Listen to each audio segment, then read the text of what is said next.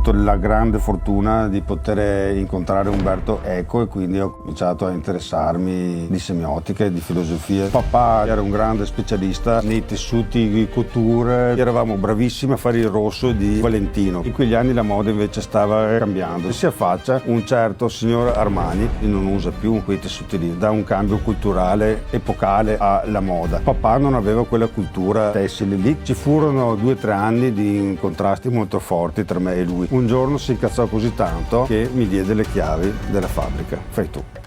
Sono stato in Bonotto, storica azienda italiana fondata nel 1912 da Luigi Bonotto. Nata a Molvena, inizialmente costruiva cappelli di paglia, ma oggi produce e vende tessuti di lusso. Non solo fattura oltre 26 milioni di euro e vende tessuti a tutta l'alta moda, tra cui Louis Vuitton, Armani, Dior e tanti altri. Ma è una fabbrica incredibile, tempestata di più di 24.000 opere d'arte. E grazie a Giovanni Bonotto, che mi ha raccontato la sua storia e quella dell'azienda, scopriremo come si realizzano i tessuti, la fondazione che ha visto passare centinaia di artisti e una realtà unica non solo in Veneto o in Italia, ma in tutto il mondo.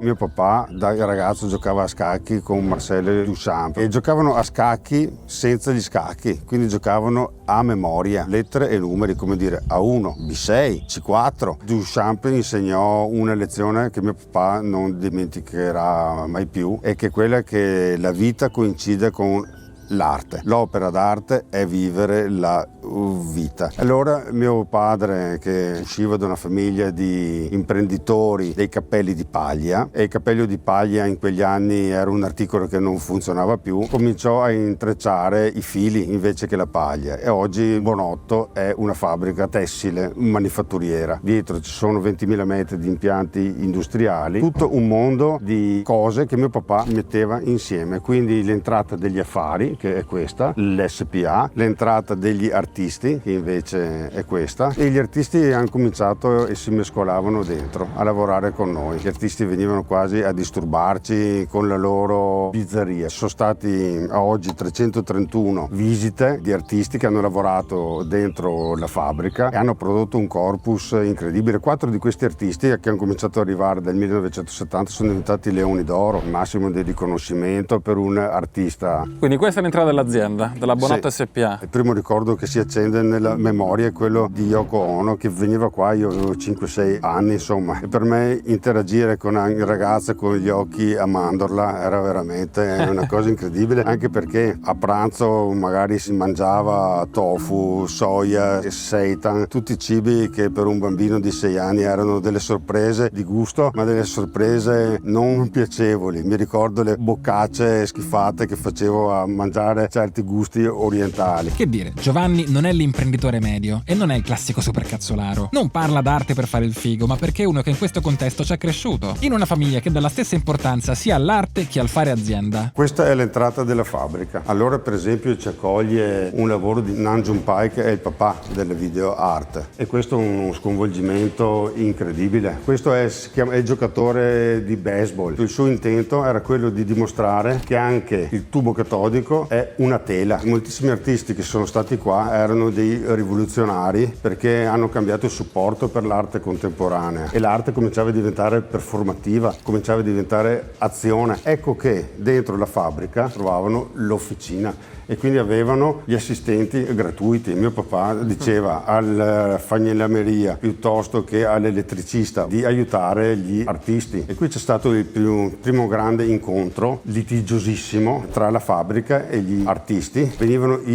musicisti a registrare i suoni sequenziali della produzione industriale, che poi la techno music comincia esattamente lì. Ovviamente quando la fabbrica cominciava a interfacciarsi, in fabbrica noi siamo degli industriali, quindi tutta una testa che si comincia il turno alle 8 di mattina sapendo esattamente le mansioni, avendo un ordine da eseguire, e mentre avevamo vicino nella corsia di là gente che arrivava quando voleva, non sapeva mai apparentemente che cosa dovesse fare, veniva a romperci le scatole e poi comunque quando arrivava un risultato diceva ho cambiato idea e ricominciava un'altra volta, quindi noi non capivamo un linguaggio così diverso dalle nostre abitudini. Un giorno arriva Ben Vautier. Ben Vautier è stato uno uno dei più grandi poeti francese e lui fa la poesia concreta, quindi come dire la poesia esce dalla pagina del libro e sta qua una settimana e va in giro per la fabbrica e raccoglie dei reperti, oggetti che trova in famiglia e dentro alla fabbrica e si mette qua e fa un'installazione. E questa è poesia concreta. A questo punto il mio occhio è andato immediatamente su quel tavolo pieno di premi. Questo è il Guggenheim del 98 e poi questo qui è il Green Carpet Fashion Award dato dalla Camera Nazionale della Moda e tanti altri premi. E l'ultimo, eccolo qua, questo è l'ultimo arrivato che è il Compasso d'Oro internazionale per tutta la storia di aver cominciato a lavorare con l'economia circolare. Questa sensibilità per la sostenibilità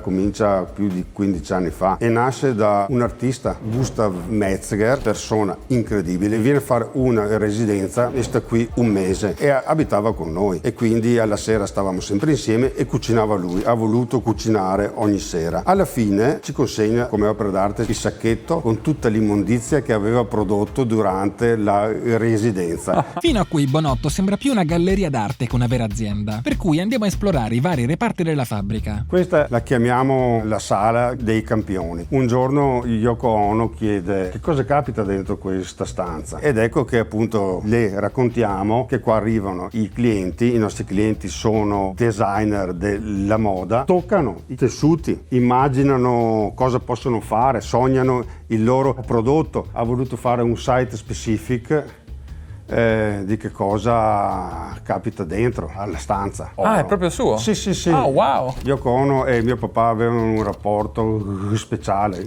specialissimo. Adesso vediamo come funziona la fabbrica, dove vedremo il tessuto nelle sue varie fasi: la progettazione, l'orditura, la rammendatura e poi la tessitura meccanica. Iniziamo dalla progettazione, dove capiamo subito che in Bonotto si intreccia qualsiasi tipo di materiale. La progettazione è fatta usando dei materiali fuori schema. Questa è la tecnica dei cordini, degli zaini o dei lacci delle scarpe, ma sono tecniche di filati che noi tubolari che andiamo ad adoperare. Con questo sono materiali diciamo catarifrangenti e si fanno le tute delle persone che fanno i lavori in corso, oppure filati con la carta, questo è carta al 100%, ma anche tecniche di ritorcitura particolarissime e poi lavoriamo con gli archivi. Tantissimo la ricerca viene ripresa dalla storia, quindi arrivano anche dai clienti moltissime suggestioni sulle lavorazioni. Spesso i clienti ci scrivono delle parole, magari un testo, e poi i designer che lavorano qua dentro e la fabbrica stessa dà una lettera di intenti, riesce a restituire un sacco di prove e queste prove poi finiscono nei fashion show più celebri del mondo. La Bonotto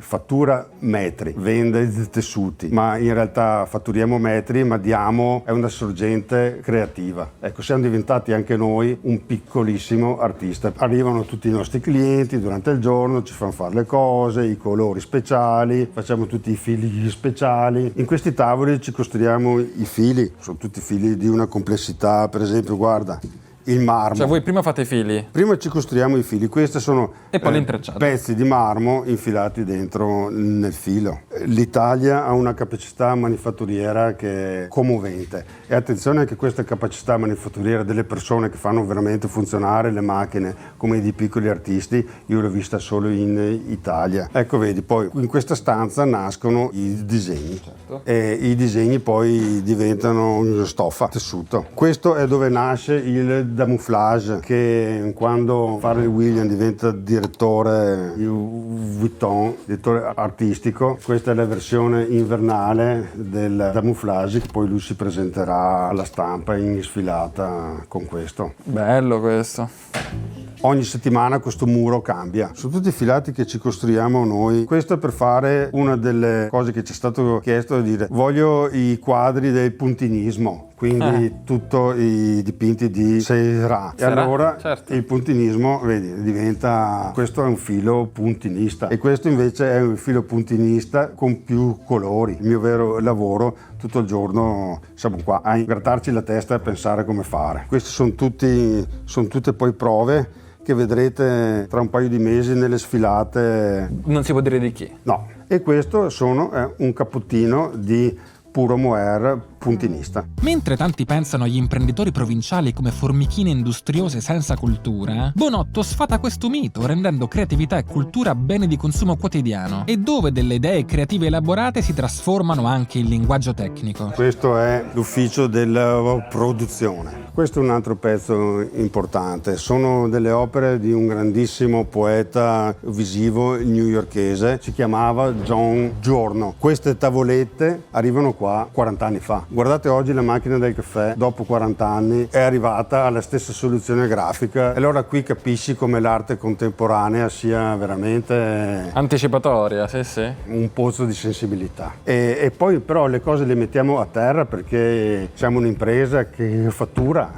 Quindi, e queste sono tutte delle prove con una tecnica antichissima in seta indiana, filata a mano, che si chiama Chiné. E queste sono delle prove di corrosione. Oppure per esempio pixel, quando lo schermo TV fa zzz, e poi invece doppi veli di seta. C'è tanto lavoro tecnico, qui sono bravissime la sensibilità dei tessitori. Oppure superfici che si interrompono come fossero dei mosaici, sembrano delle tesserine di un mosaico, ma in realtà è tutta tessitura. Oppure guarda, questo è un abito già disegnato, è già la gonna disegnata nella stoffa, quindi il cartamodello la taglierà già così. Potremmo andare avanti fin sera con tutte queste tecniche.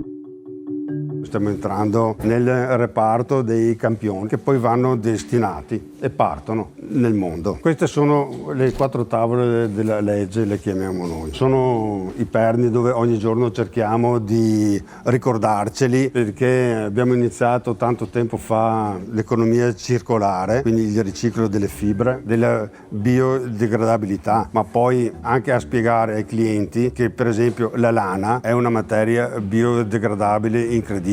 E poi stiamo investigando tutto il mondo bio-based, che vuol dire di filati che non sono più prodotti da carbon fossile, ma sono prodotti da fonti come i semi di ricino. E poi lavoriamo con per esempio i lini organici o i cotoni organici, che vuol dire che non sono più fatti con pesticidi.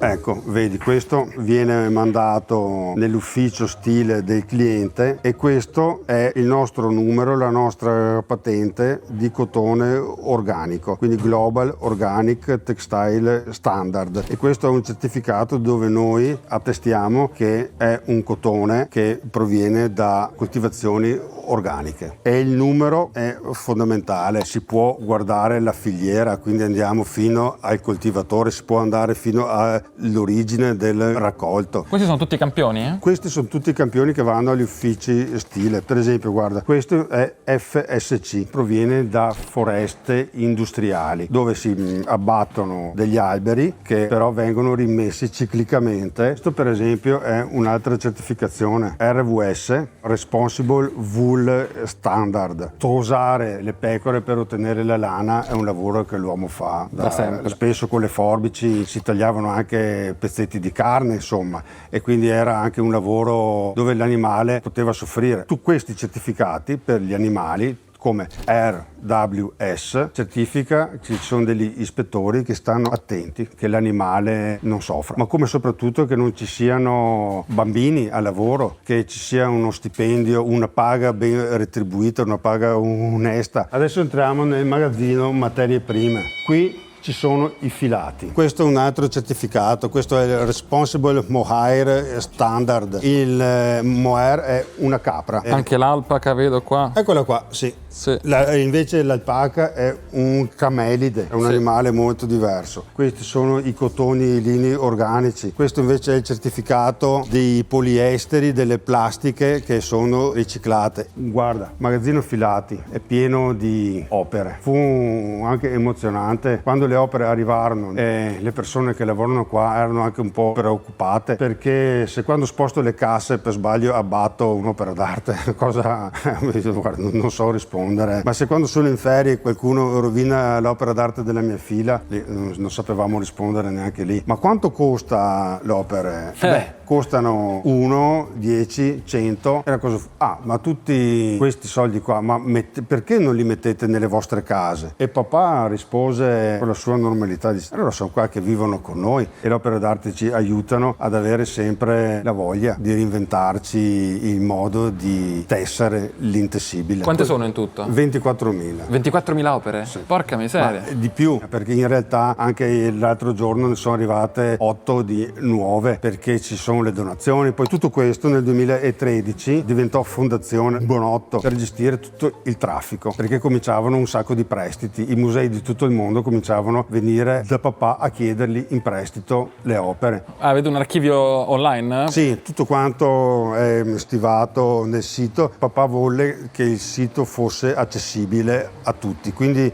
ognuno va dentro e può vedere tutto quanto, una ricerca artistica gratuita, scaricabile e accessibile. Abbiamo circa 10.000 visite giornaliere, quindi per noi è una cosa incredibile. Questa è un avviso industriale, perché qui dentro siamo in una fabbrica, quindi le norme di sicurezza vanno rispettate, ma è un avviso industriale o un'opera d'arte? Non si capisce più. E allora a questo punto ti dico, benvenuto dentro una fabbrica lenta anche te, perché l'arte, la vita e la fabbrica sono la stessa cosa. Oggi l'abbiamo aperto per la visita tua, perché questo è stato disegnato apposta per le Olimpiadi di Parigi ed è stato ospitato a Casa Italia. Essendo Casa Italia abbiamo voluto fare un affresco tessile di come vediamo l'Italia, ed è proprio la manifattura tessile che diventa artistica. È un omaggio alla nostra Italia disegnato con intelligenza artificiale, e ci ha aiutato Riccardo Donadon di H-Farm, che ci ha insegnato a usare l'intelligenza artificiale. Siamo veneti e allora c'è il cibo veneto per eccellenza, che sono risi e bisi, c'è il luogo geografico, il ponte di Rialto, c'è Corner, che è la prima donna laureata al mondo, e poi c'è l'innovazione, il Veneto dell'innovazione, Vertical Farm, e ogni regione ha sempre i suoi santi, i suoi poeti. Vedi che la fabbrica è un artista alla fine. Qui vedi, ecco, un tessuto che stiamo facendo oggi. Sono dei piccoli capolavori, per esempio, vedi, questi sono dei plaid in 100% cashmere, poi diventerà una coperta di 100% cashmere caldissima. Adesso è raw, è tutta cruda, sì. Poi va in finissaggio, e in finissaggio viene lavata, ammorbidita, e gli viene estratto con la garzatura il pelo e diventa una coperta caldissimissima. Ora andiamo a scoprire da vicino i tessuti Bonotto e vediamo la rammendatura. Vedi, quello lì è un cotone organico, guarda che fiammature, tutte materie che ha. Ecco, questa è una lavorazione di ispezione. Dopo la tessitura il tessuto viene ispezionato se ci sono difetti e viene rammendato, e questo è un cotone primordiale. Vedi, tutte queste slab, queste fiammature, perché è fatto veramente con cotone senza trattamenti. Questo esce dalla tessitura, è bianco, poi andrà in tintoria e diventerà rosso, verde, giallo. Okay. E lei ha visto un buco e lo ha aggiustato con la pinzetta, sì, no? Sì, l'ha rammendato. Per fare questo lavoro ci vuole veramente un'esperienza incredibile, perché se non lo sai far bene ti resta il buco nella stoffa, e il buco della stoffa vuol dire un difetto e vuol dire un sacco di soldi. Dopo aver visto le materie prime, i tessuti semilavorati e un esempio di un tessuto quasi finito, siamo andati a scoprire l'orditoio, ossia la macchina che riunisce i vari fili su un telaio prima della tessitura vera e propria. Una stoffa è fatta da ordito e trama. Adesso vediamo l'orditoio, che fa il 50% della stoffa, e quindi in questa macchina vengono messi tutti in una sequenza che cambia ogni volta dal tipo di intreccio, di effetto che si vuol fare. Vengono messi tutti i coni di filo. Questi coni di filo, che arrivano dal magazzino dei materiali, poi vengono parallelizzati tutti insieme e diventa un rocchettone gigante unico. Questo unico rocchettone si chiama ordito. Poi l'ordito va a telaio e il telaio inserisce la trama e la stoffa è fatta. Quello il rocchettone? Il rocchettone è quello, o sono questi? Questi qua giganti. Quando nel 2013 nasce la fondazione, la madrina è Yoko Ono, che ci lascia un'opera sua, che è sognare dentro una manifattura. E sono sempre, è il nostro gigantesco remember di come i primi sognatori dentro la fabbrica siamo noi. E poi ci sono momenti culturali incredibili, come Merce Cunningham, lui è il papà della danza contemporanea. Oppure Jonas Mekas, che lui è il video maker dello Studio 54. Questo è il compleanno di John Lennon. Questi sono i telai del 1956.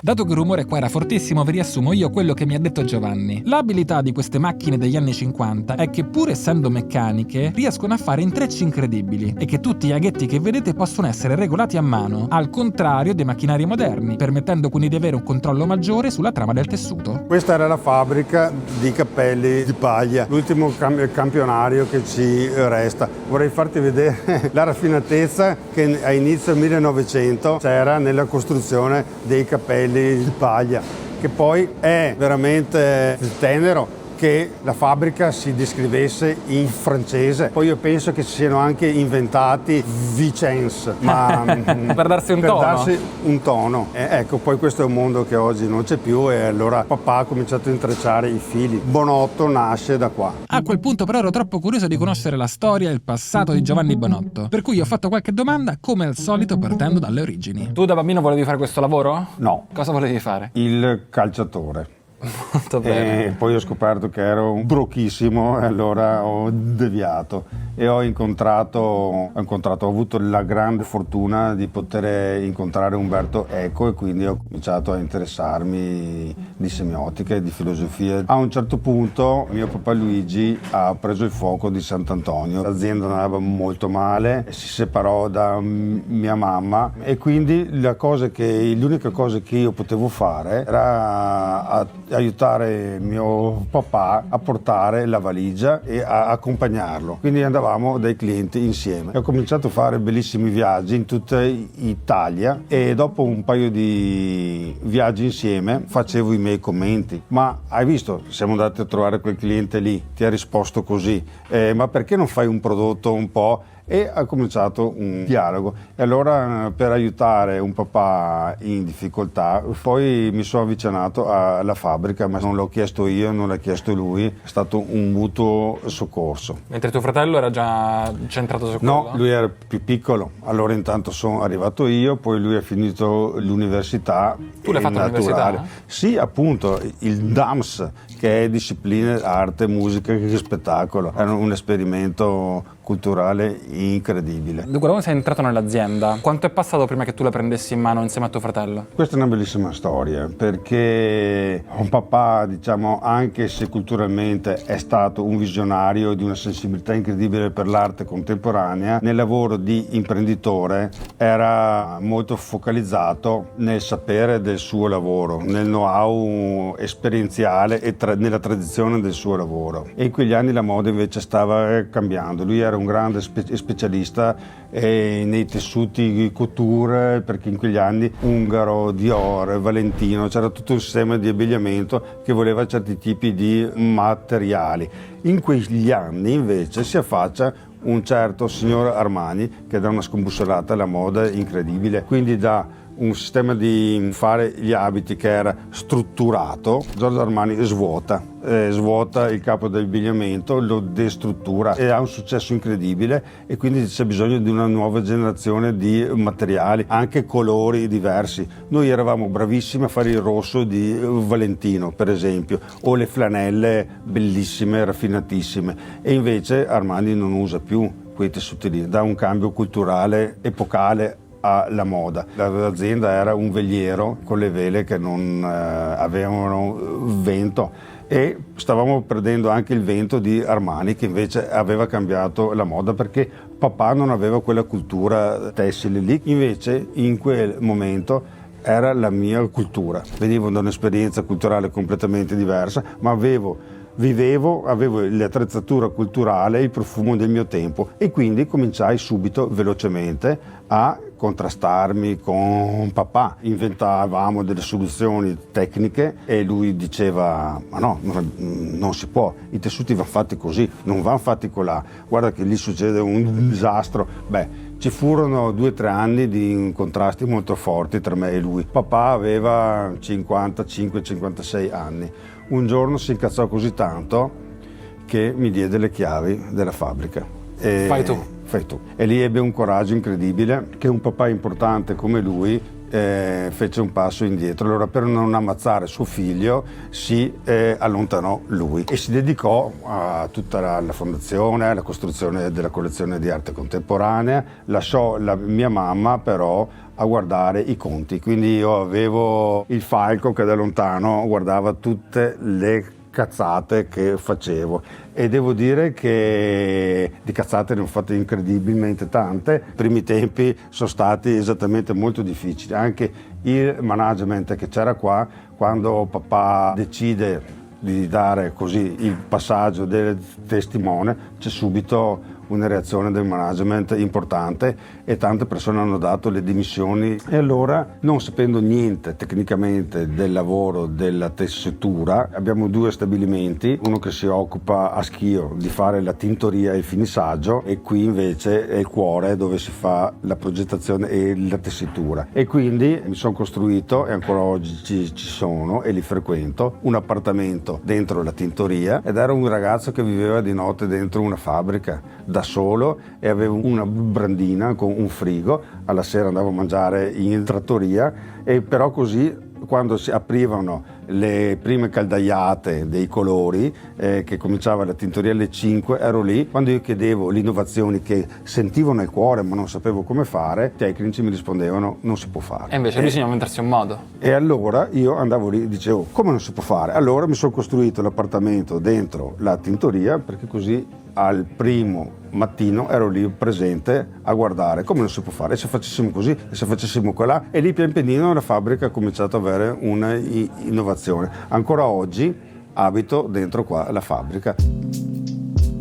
Qui siamo in fondazione, la fondazione appunto è dentro alla fabbrica, sono 2 cose che si mescolano come hai potuto vedere, ma qui è la lounge dove gli artisti si riposano e si discute. Di là ci sono le cucine, c'è tutta l'ospitalità per gli artisti, le residenze per Fate ancora le residenze d'artista? Sì, continuamente, cioè non è una cosa che è stata sospesa. E questi sono 2 lavoretti molto commoventi e di un'attualità incredibile, sempre di Yoko Ono. Questo è il mappamondo suo, che ha solo confini geografici, come i giocatori di ping pong non sono più avversari, perché giocare a ping pong con 2 racchette così non si può. Poi c'è l'opera d'arte della fabbrica, la fabbrica diventa anche lei con una cornice un'opera. Ah, questo è fighissimo, anche perché a prima acchito non si nota, tu entri e sembra un quadro, bello. Dopodiché ci siamo spostati per conoscere il direttore della fondazione, Patrizio Peterlini. Fondazione Bonotto conserva una delle più importanti collezioni di fluxus e di poesia concreta, visiva e sonora in Europa, forse nel mondo. Conserviamo documenti che provengono da tutto il mondo, parliamo di riviste che vanno dal Giappone al Paraguay, all'Argentina, all'ex blocco sovietico. Tutto quello che c'è in fondazione può essere riassunto nel concetto di intermedia, che è rappresentato in questa mappa disegnata qui in Casa Bonotto nel 95 da Dick Higgins, vale a dire che l'arte non è più riconducibile a un media precisa, una categoria precisa estetica, pittura, scultura, ma in quegli anni avviene uno sfondamento tra le varie categorie, ma creano dei nuovi formati come la videoarte, come la performance.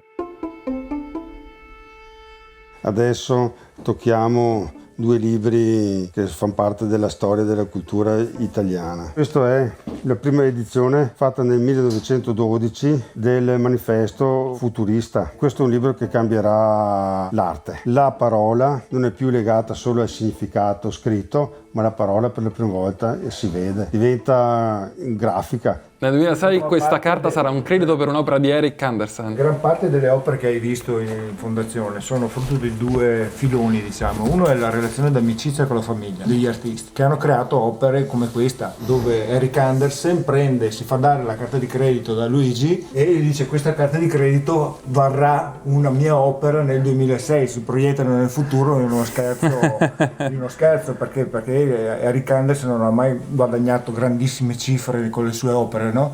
E quindi è tutto un gioco sulla la mia opera avrà valore fra 100 anni, insomma. Dall'arte torniamo alla produzione. Da chi partono le idee per creare i tessuti che abbiamo visto? Il cliente ci fa una richiesta di una visione intellettuale. Noi cominciamo a preparare dei filati. Un direttore creativo? Il direttore creativo ci dice: Io quest'anno voglio lavorare su un mondo delle farfalle e quindi una visione creativa, cominciamo a costruire il filato. È tutto artigianato, industriale, poi si comincia a intrecciare il filo e fare delle prove. Il direttore creativo della maison poi sceglie tra le tante prove che gli diamo quelle che gli piacciono di più. Da un campioncino andiamo in produzione. Ma loro cosa creano con la vostra stoffa? I loro prodotti o solo le cose per le sfilate o solo delle cose speciali? No, tutto? È un'industria, siamo in 200 e quindi abbiamo anche bisogno di un impatto industriale e quindi vengono fatti tutti i vestiti che entrano nei negozi. Quindi comprano metri e metri e metri di stoffa. Sì, questa è un'industria, quindi poi sembra che tutto abbia una forma poetica solo, ma in realtà ci guadagniamo da vivere in tanti e diventa produzione industriale. La fabbrica cerca di produrre qualità altissima certo. E quindi qualità altissima vuol dire anche produrla nel tempo più corretto. Il tempo è un costo, sì. Quindi diventa un lusso. Un lusso. È quello che produrre lentamente ha anche un senso, che vuol dire faccio quel tessuto nella maniera più perfetta che al mondo meglio di così non si potrebbe fare ed è un lusso. Sono tessuti che durano nel tempo, sono fatti apposta perché magari quella giacca o quel cappotto lo passi a tua figlia. Tu rivedi quindi la tua stoffa negli atelier, nei negozi delle grandi marche. Quando visito le vie dello shopping delle città più glamour del mondo, tantissima roba esce da qua. E chi sono, se lo puoi dire, i personaggi più assurdi della moda che hai incontrato nella tua vita? Da bambino andai con papà e avevo 16 anni. Il mio primo viaggio milanese con lui fu di accompagnarlo a trovare un cliente. Questo era negli anni 80, certo. La moda era ancora un piccolo seme. E andiamo a trovarlo un sabato nell'appartamento di casa, ci apre la porta e fu uno shock. Mi apre la porta un signore e sento dire a un signore in mutande: ciao Luigi, come stai? Ah, questo è mio figlio. E io avevo gli occhi sgranati a guardare le mutande. Questo era Albini, il papà della moda. Lui è Lorenzo e condividiamo assieme la gestione della fabbrica. Quindi voi vi dividete i compiti, come funziona qua? Ma funziona molto semplice e istintivo, devo dire. Giovanni è una persona che ha delle caratteristiche di creatività importanti e io per fortuna ho delle caratteristiche poco creative ma un po' più legate a un'analisi numerica e analisi gestionale dell'azienda, perciò sono un po' più l'uomo d'ordine. Poi mi occupo anche di gestire alcuni mercati, soprattutto i mercati asiatici e americani. Storicamente è stata una delle prime cose che il babbo mi ha dato come compito. Appena arrivato qua il primo compito che mi ha dato: bene, dobbiamo rinnovare il sistema informativo, ecco qua fai. Io avevo delle attitudini nel settore informativo e di conseguenza dopo 2 anni ho fatto il lavoro.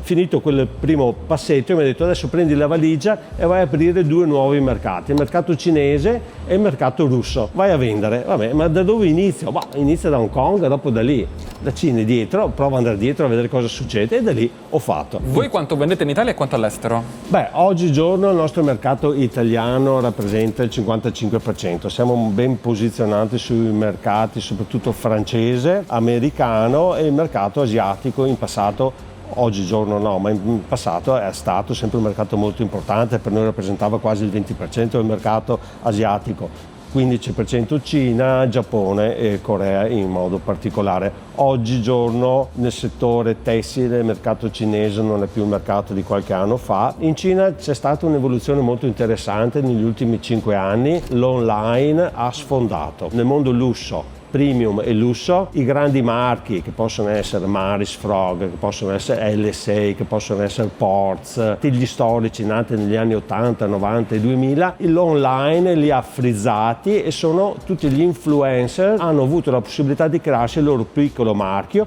e saltare tutti i paradigmi della moda cinese, perché non hanno più bisogno di una struttura importante, ma hanno degli uffici molto snelli che fanno semplicemente marketing, stile e non hanno tutta la catena produttiva che invece gli altri negli anni si sono costruiti, di conseguenza si adattano molto lentamente alle esigenze del mercato e questi riescono a comprare gli online tessuti italiani molto costosi perché hanno dei markup che sono 2 o 3 volte certo. e non i 10-12 volte come invece i tradizionali anche qui in Italia e in Europa. E oggi il mondo del lusso in Cina è comandato da questi 15-20 influencer, ad esempio JOC, hanno iniziato a aprire anche negozi fisici, ma questo per crearsi un allure e non essere più semplicemente un ufficio, ma essere una realtà tangibile. Da quando il cliente vi dà l'input fino a quando consegnate la merce, quanto dura di solito? Noi iniziamo a pensare il prodotto 11 mesi prima che tu lo vedi in vetrina. Ok. Per la campionatura 3 giorni, cioè domani arriva Miuccia che ci dice mi piace sta roba, Giovanni dopo 3 giorni gliela fa. 3 giorni, che è la prototipia, che è la prima sperimentazione. Poi c'è la piccola campionatura, perché anche loro hanno bisogno poi di fare vari modelli, fare varie prove, e lì parliamo dalle 2 alle 5 settimane, dipende dalla tipologia di prodotto, e poi c'è la produzione che va dalle 8 alle 12 settimane, anche perché a volte abbiamo a che fare con materie prime che arrivano, noi usiamo tantissima seta, tantissimo cashmere, e queste materie prime vengono prodotte in Cina, in Estremo Oriente, e di conseguenza c'è tutta una catena logistica che non è a chilometro zero. Nel 2016 abbiamo fatto un passaggio importantissimo ed è stata una ginnastica che io e Giovanni abbiamo dovuto imparare a fare, perché noi i primi consigli di amministrazione si facevano davanti alla macchinetta del caffè e forse neanche insomma così guardandoci solo negli occhi. L'entrata del gruppo Zegna per noi è stata fondamentale perché ci ha dato una disciplina di analisi numerica. Io oggi al 5 del mese ho il bilancio mensile del mese precedente, perciò capisco perfettamente dove sta andando l'azienda e capisco perfettamente che azioni devo intraprendere e qual è il futuro dei prossimi 36 mesi, e di conseguenza abbiamo un orizzonte. Se prima si vedeva ma sì, mi è arrivato l'ordine, che bravi che siamo, oggi io vedo cosa mi succederà fra 36 mesi. Zegna ha avuto un impatto importante perché, a parte appunto una disciplina e un'analisi numerica e sapere cosa stiamo facendo, dove stiamo andando, ma soprattutto ci ha permesso di elevare il nostro livello di offerta. Prima eravamo un'azienda campioni nel nostro settore premium e non avevamo il coraggio di andare nel settore invece lusso, nel vero lusso. Il nostro prezzo medio negli ultimi 5 anni è quadruplicato. Ecco, questo è il segno dell'evoluzione che, grazie alle spinte di Zegna, che ci ha fatto capire che c'era un mondo nuovo, per noi nuovo, ci ha dato delle visioni e delle rassicurazioni e ci hanno accompagnato su tutto questo processo, e anche con i nuovi brand che nel frattempo sono stati inglobati all'interno del gruppo Zegna. Voi cosa vendete a metro? Vendete l'idea? Come funziona? Noi tentiamo di vendere le idee. Okay. Però dopo le dobbiamo finalizzare in metri. Certo. Come hai visto, la fabbrica produce metri, noi siamo una manifattura, però il nostro prodotto, se andiamo a pesarlo, a misurarlo in composizione, ha sicuramente dei costi, dei prezzi maggiori rispetto a un produttore turco, un produttore asiatico, e appunto è qui perché ti dicevo, noi vendiamo le idee, perché come le usiamo noi queste materie prime non ha pari. Il prezzo al metro che è maggiore rispetto a un produttore, a una fabbrica veloce, ecco, è giustificato dalla qualità? Io guardo che i bilanci negli ultimi anni sono molto buoni e perciò la risposta è certo che giustifica. Mi piace la tua risposta contro la tua risposta.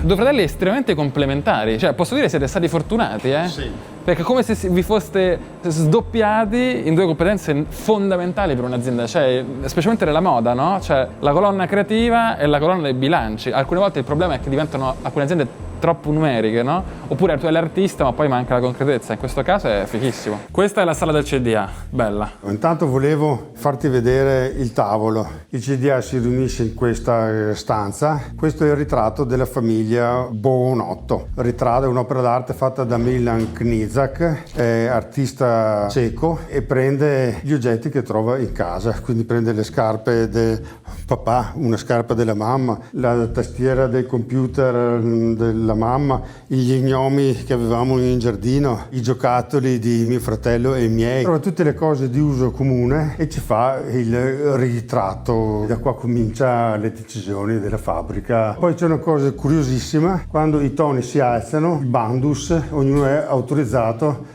ad attivare. Questo è costruito in particolare da Joe Jones. Questa sembra una lana cardata, un cappotto di lana cardato, ma in realtà è 100% plastica riciclata. È stato fatto come con le tecniche delle lane cardate. Effettivamente non l'avrei mai detto. La stessa materia invece si fila con il filatoio pettinato e questo è sempre plastica riciclata sul filatoio della lana. Però poi se la mettiamo sul filatoio del cotone, Sembra cotone. sembra cotone. E se poi lo mettiamo invece sul filatoio della seta, sembra seta. E poi abbiamo cominciato anche a metterla Bello questo, sulle cavolo. macchine Jacquard, quindi diventano i bomber Beh, sportivi. bellissimo questo bomber. E poi vedi sempre la plastica con diciamo le tecniche degli stoppini Chanel, ma sembrano tutte delle lane tradizionali. Questa è tutta plastica. Solo plastica di riciclo.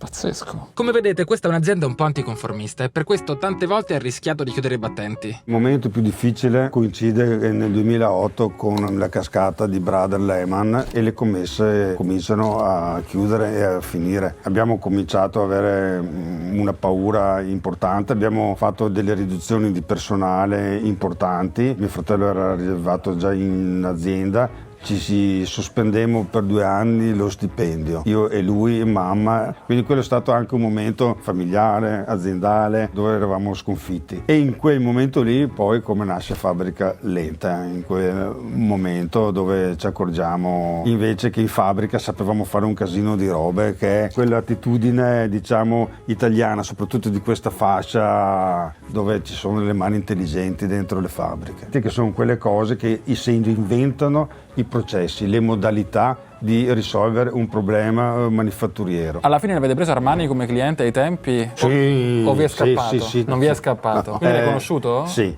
ma per fortuna la Bonotto in quegli anni ha fatto di bellissimi lavori. Tutt'oggi lavoriamo con Armani, imparammo anche con fatica, ma imparammo anche velocemente a fare quello che aveva nella mente lui. Cambiare abitudini, competenze dentro l'azienda non fu per niente semplice. A livello di numeri l'azienda è sempre cresciuta tranne il 2008 oppure ha avuto una crescita molto ultimamente mentre in passato era più grande oppure è più piccola oppure prima era più grande ora è più piccola? Come è andata più o meno? L'azienda appunto a parte dei momenti molto difficili ha sempre avuto una salute finanziaria ottima e anche diciamo un fatturato che ha sempre una piccola crescita, non sono mai stati incredibili. Quello che invece stiamo facendo sempre di più è migliorare l'ebitità. Non è tanto il tema di produrre quantità incredibili e di spargere in tutto il mondo i tessuti, anzi stiamo imparando a produrre sempre di meno e anche questo è un fatto di sostenibilità. Ecco, noi stiamo imparando a essere performanti economicamente dentro dei parametri. Per il futuro quanto ti immagini ancora qua? Cosa vedi per il futuro dell'azienda per le prossime generazioni? Questa è una risposta che non compete solo a me. Certo che c'è una cosa anche con la famiglia Zegna ci raccontiamo, è un obiettivo che l'azienda è un patrimonio sociale perché ha le persone dentro e quindi le aziende non sono delle cose che si possono spegnere con Giovanni o Lorenzo che domani andranno in pensione, perché ci domandiamo spesso e dopo di noi, siccome non siamo infiniti, chi viene? Oggi ho visto un sacco di ragazzi, io sono così felice che i ragazzi siano più bravi di me e devono essere più bravi di me, ecco quindi che l'azienda ha il suo posto che è autonoma e va avanti, andrà avanti. Scoprire Bonotto è stato bellissimo, sia perché è un'azienda veramente inusuale, direi una via di mezzo precisa tra una galleria d'arte e un'azienda vera e propria, e anche perché mi ha ricordato per l'ennesima volta che ci sono 1000 modi diversi per fare business e per avere successo. È stato bellissimo respirare per una giornata artigianalità e passione, e se mai vi capiterà di guardare nelle vetrine di qualche negozio dei bellissimi tessuti, se sono proprio molto belli è probabile che l'abbia fatti proprio Bonotto. Fatemi sapere cosa ne pensate nei commenti e scrivetemi quali aziende vorreste vedere sul mio canale.